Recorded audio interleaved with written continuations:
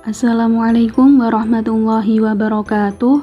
Nama saya Asna Umi Rohmah, NIM T 2019-1076, Prodi PAI, kelas A2. Saya akan melanjutkan pembahasan bab 13, yaitu evaluasi program bimbingan dan konseling. Pembahasan yang pertama yaitu prinsip-prinsip dalam melaksanakan evaluasi. Evaluasi program bimbingan menurut W.S. Winkel adalah usaha menilai efisiensi dan efektivitas pelayanan bimbingan itu sendiri demi peningkatan mutu program bimbingan. Jadi, evaluasi pelaksanaan program bimbingan merupakan suatu usaha untuk menilai efisiensi dan efektivitas pelayanan bimbingan konseling demi peningkatan mutu program bimbingan dan konseling. Dalam buku Bimbingan dan Konseling di Sekolah, terbitan Direktorat Tenaga Kependidikan Direktorat Jenderal Peningkatan Mutu Pendidikan dan Tenaga Kependidikan Departemen Pendidikan Nasional pada tahun 2008, halaman 27, dijelaskan bahwa penilaian merupakan langkah penting dalam manajemen program bimbingan. Evaluasi dapat pula diartikan sebagai proses pengumpulan informasi untuk mengetahui efektivitas kegiatan yang telah dilaksanakan dalam upaya mengambil keputusan. Jadi, penilaian kegiatan bimbingan di sekolah adalah segala upaya, tindakan, atau proses untuk menentukan derajat kualitas kemajuan yang berkaitan dengan pelaksanaan program bimbingan di sekolah dengan mengacu pada kriteria atau patokan tertentu sesuai dengan program bimbingan yang dilaksanakan. Kriteria atau patokan yang dipakai untuk menilai keberhasilan pelaksanaan program layanan bimbingan dan konseling adalah mengacu pada terpenuhi atau tidaknya kebutuhan siswa. Menurut Fitri Wahyuni, secara umum penyelenggaraan evaluasi pelaksanaan program bimbingan dan konseling bertujuan yang pertama, untuk mengetahui kemajuan program bimbingan dan konseling. Yang kedua, mengetahui tingkat efisiensi dan efektivitas strategi pelaksanaan program bimbingan dan konseling.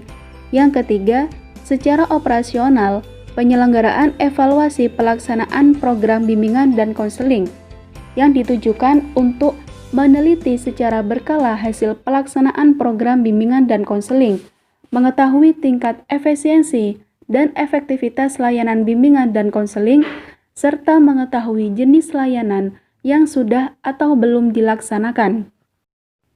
Sedangkan fungsi evaluasi yaitu memberikan umpan balik atau feedback kepada guru pembimbing atau konselor untuk memperbaiki atau mengembangkan program bimbingan dan konseling, serta memberikan informasi kepada pihak pimpinan sekolah, guru mata pelajaran, dan orang tua siswa tentang perkembangan siswa agar secara bersinergi atau berkolaborasi meningkatkan kualitas implementasi program BK di sekolah.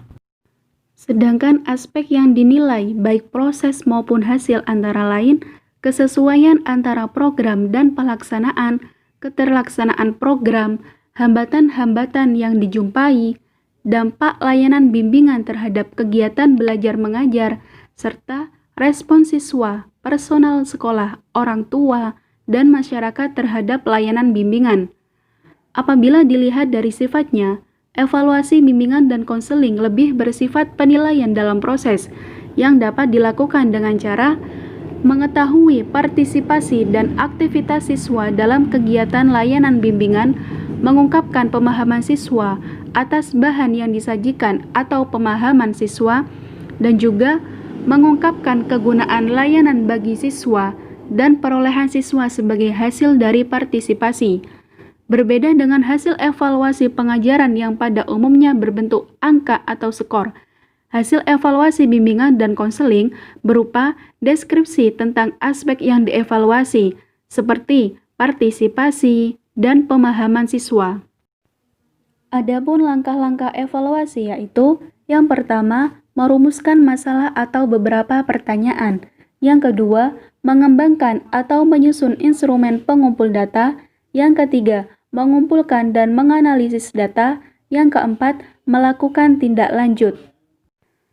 Adapun teknik-teknik evaluasi, kegiatan penyelenggaraan bimbingan dan konseling di sekolah meliputi banyak aspek, baik yang menyangkut SDM maupun instrumen pendukung kegiatan lainnya, yaitu sebagai berikut.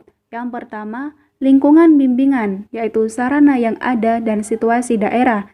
Yang kedua, program kegiatan bimbingan. Yang ketiga, personal atau ketenagaan. Yang keempat, fasilitas teknis dan fisik. Yang kelima, pengelolaan dan administrasi bimbingan. Yang keenam, pembiayaan. Yang ketujuh, partisipasi personal. Yang kedelapan, proses kegiatan. Dan yang terakhir yaitu akibat sampingan. Demikian yang dapat saya sampaikan, kurang lebihnya saya mohon maaf. Wassalamualaikum warahmatullahi wabarakatuh.